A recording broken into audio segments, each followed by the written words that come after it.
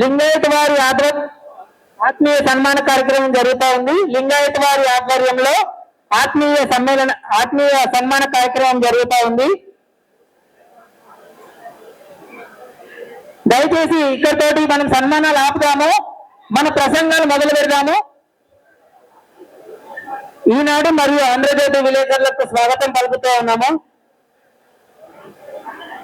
వేదిక మీదకి రావాల్సిందిగా కోరుతా ఉన్నాము. సన్మాన కార్యక్రమం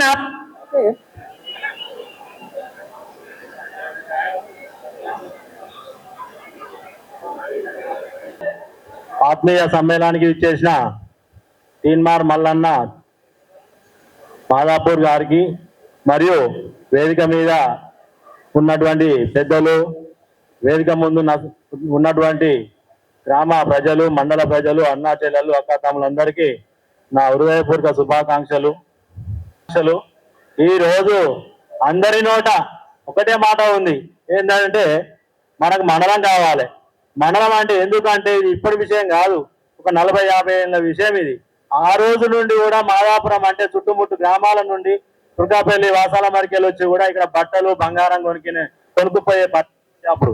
అందుకనే మన మండలం అయితే చుట్టుముట్టు గ్రామాలు బాగుపడతాయి, గిరిజన సోదరులు, హరిజన సోదరులు బాగుపడతారు. మన మల్లన్న మామూలు విషయం కాదు. ఇవాళ గెలిచిందంటే పెద్దల సభ అంటే మామూలే కాదు.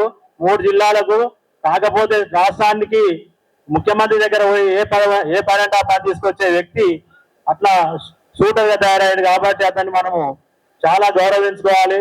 ముఖ్యంగా మనకు మండలం ఒకటి.